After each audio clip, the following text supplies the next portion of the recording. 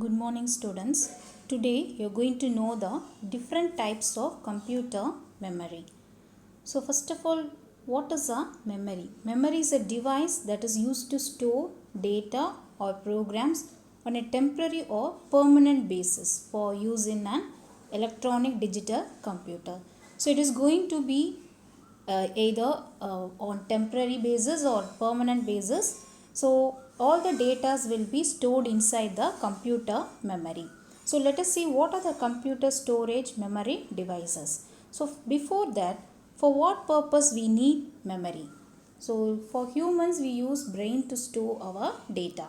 Similarly, for computer there are several memory devices available. So for storing our data, to store the program and data during execution, and then to store the program for repetitive use. So for repetitive use we use the computer memory for storing, and then to store the data for future or periodical use.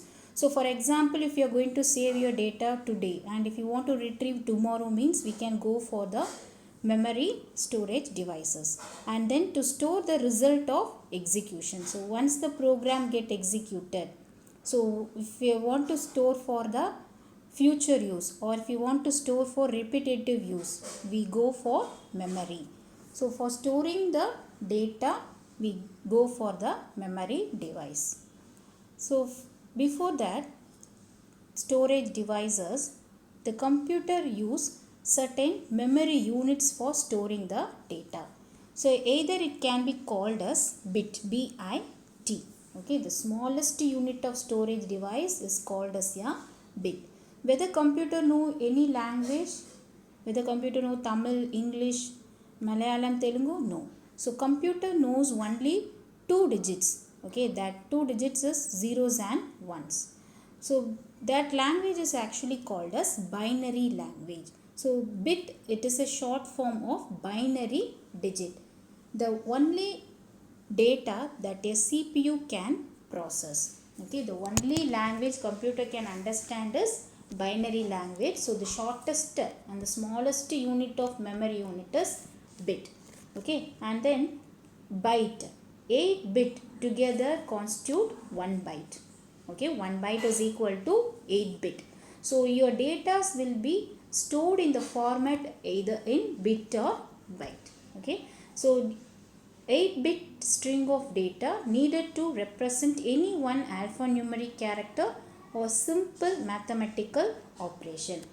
Alphanumeric means both letters and numbers. Either it can store letters and numbers, and then it can do even simple mathematical operations. So this is the unit, computer memory unit, bit and byte. Okay, and then there are 3 categories of computer memories. Okay, so the first one is either it is called as main memory or it is called as primary memory. And then the second type of memory is secondary memory, or otherwise we can call it as auxiliary or backup memory. And then the third one is internal process memory. So these are the 3 categories of computer memories. So first thing, the main memory.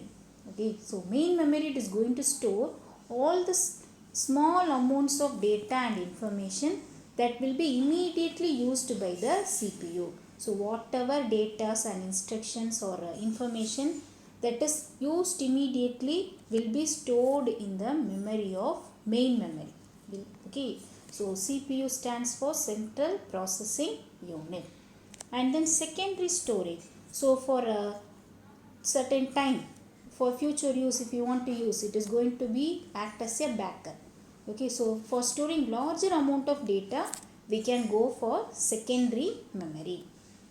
And then internal process memory stores the temporary storage of instruction. So for only the temporary purpose, the internal process memory, we can go for the purpose. Okay, so these are the 3 types of memory. And among the 3 types of memory, let us see what type of our brain has. Okay, so either few people having very good permanent storage of memory capacity, and few will be having temporary memory. So now let us see with main memory. So main memory is a large array of data or bytes. It provides storage that can be accessed directly by the CPU. So what are the major activities carried out by the main memory? So it keeps track of which part of memory currently being used and by whom. So who is going to use the data and who is accessing the data. So all these activities can be carried out by main memory. And main memory it is going to decide which process are loaded into memory when memory space becomes available. So all the time the memory space will not be available. Okay, so all the time we cannot store the data in one particular place. So it has to be, we have to check whether it is available, the memory space is available or not. According to that we have to store and load our data, and then allocate and relocate memory space as needed. So the computer CPU will allocate or reallocate the memory space. So for example, if you are going to draw some picture and store it in your my documents, okay, for example, so the CPU will check whether the space is available inside the main memory or not. Okay, so these are the few activities carried out by the main memory.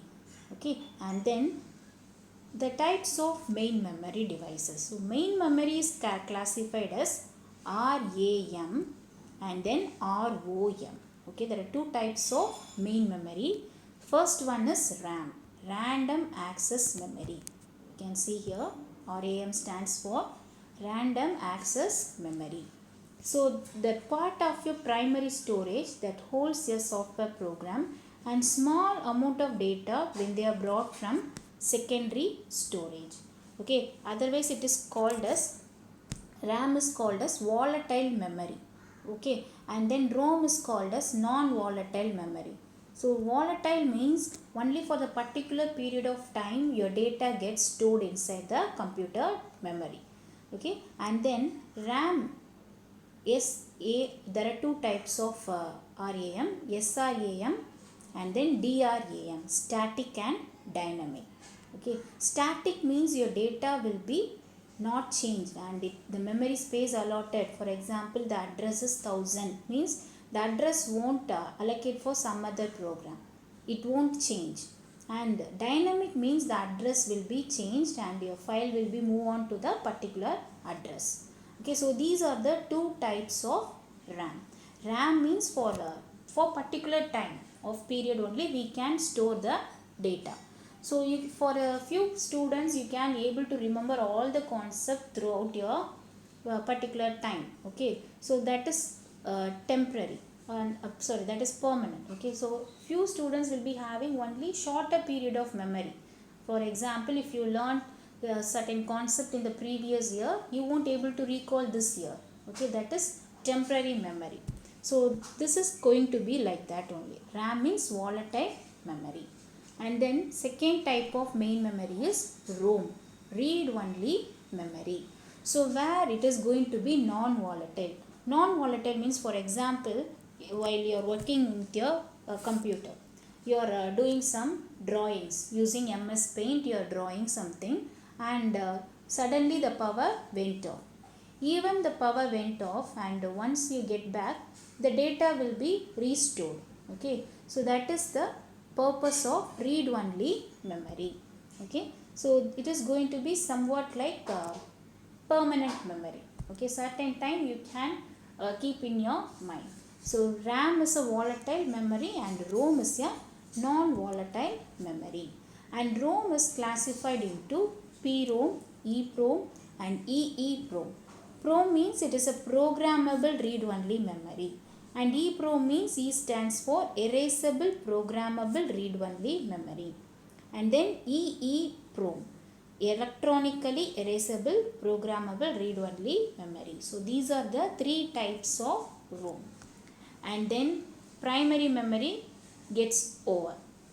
So under primary memory we have discussed so far as RAM and then ROM. Okay, two types of main memory or otherwise called as primary memory. And Under that RAM we have discussed two types, SRAM and DRAM, and then under ROM we discussed four types. So now the second type of memory is secondary memory, where we can store larger amount of data. Okay, so it is non-volatile and it takes much more time to retrieve data because of the electromechanical nature, and it is cheaper than primary storage. When we compare to primary storage, secondary storage devices are much cheaper, and it can take place on a variety of media. It is a permanent memory. Okay, secondary storage devices are permanent storage devices, and you can see the examples for secondary storage devices: magnetic tape, magnetic disk, and CD-ROM, and hard disk, floppy disk. So most commonly the hard disk was the most important secondary storage devices, and you can see the other few storage devices. You can see here floppy disk, where we can store larger amount of data. You can see the pictures. Optical disk, CD, and pen drive. Pen drive is also an example for secondary storage devices. Floppy disk, DVDs. So everything comes under the storage device, secondary storage devices, where we can store larger amount of data. So these are the storage devices of computer memory. So far we have discussed about different types of memory. So under main memory we have discussed about RAM and ROM, and under secondary memory we have seen few storage devices like magnetic tape, disk, CDs, DVDs, floppy disk, hard disk, everything.